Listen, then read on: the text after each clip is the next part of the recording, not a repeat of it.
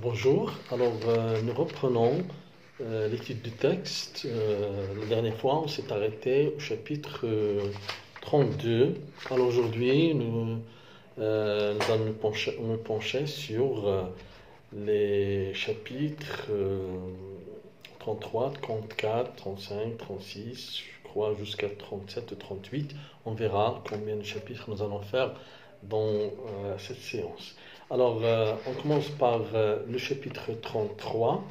Dans ce chapitre, le narrateur, une autre fois, et pour oublier son présent, il passe en revue, il se rappelle ses souvenirs d'enfance et de jeunesse, et il s'arrête surtout et longuement sur le souvenir de Peppa, cette jeune fille andalouse dont il était amoureux et avec qui il jouait, avec qui il a passé des moments de bonheur, d'amour depuis qu'il était enfant. Voilà dans ce chapitre 33 pour ne pas s'y arrêter longuement.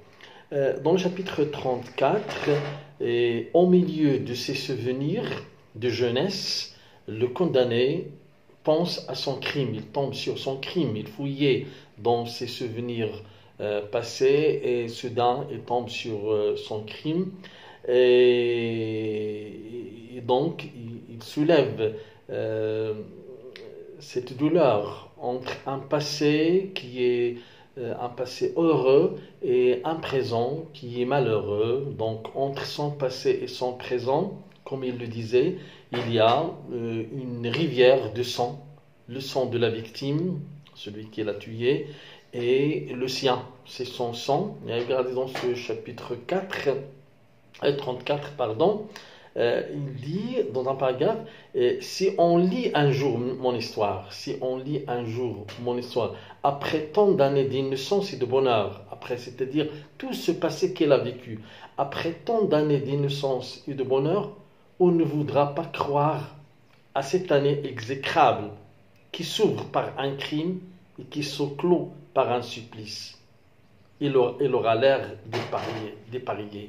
Donc, si on lit son histoire, on va voir comment quelqu'un qui a passé toute une vie, presque 40 ans, dans le bonheur, dans la quiétude, dans l'innocence, et que, hop, un jour, par un revers de destin, de sort, il devient criminel.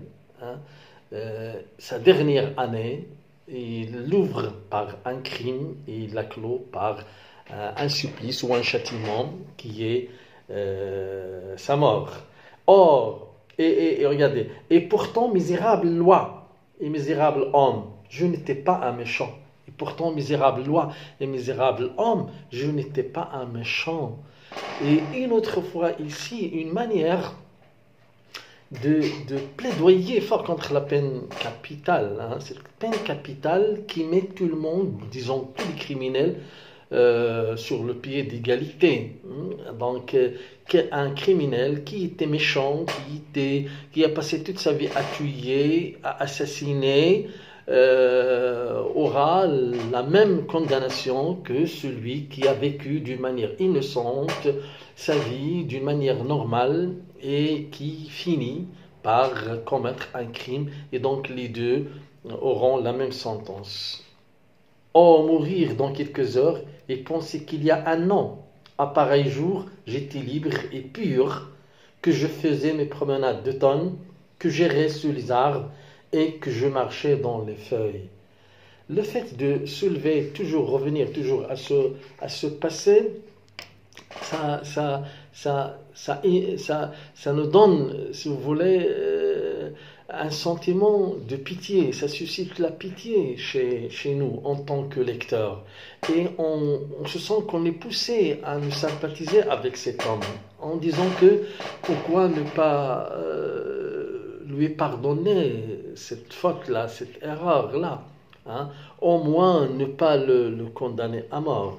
Le chapitre 35, voilà ce qu'il dit. Alors, en ce moment même, c'est-à-dire en ce moment, maintenant il a dit donc il ne lui reste que 3 heures. En ce moment, il y a tout tout auprès de moi, dans ces maisons qui font cercle autour du palais et de la grève, et partout dans Paris, il y a des hommes qui vont et qui viennent.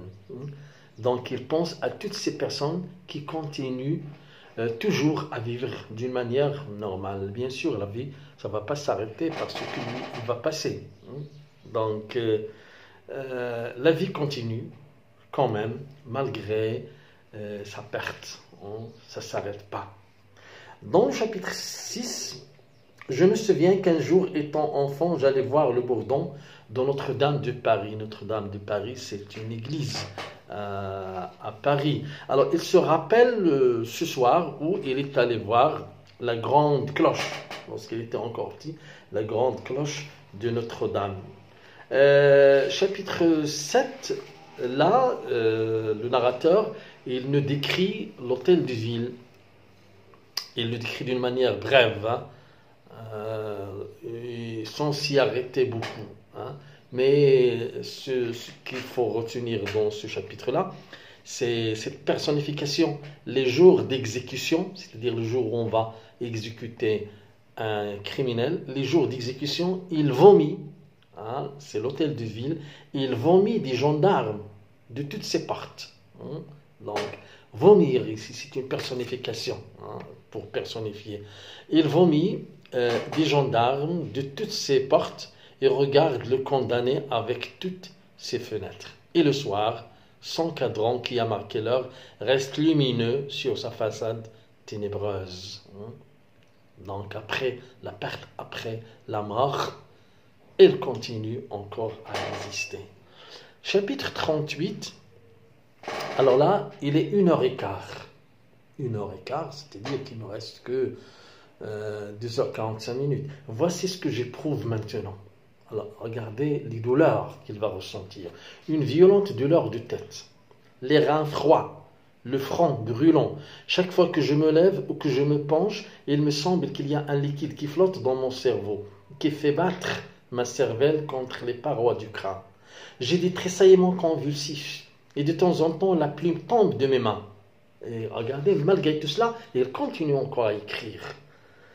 Et de temps en temps, la plume tombe de mes mains comme par une secousse galvanique. Donc, nous insistons ici surtout sur cette douleur forte ressentie par le narrateur. Les yeux me cuisent comme si j'étais dans la fumée.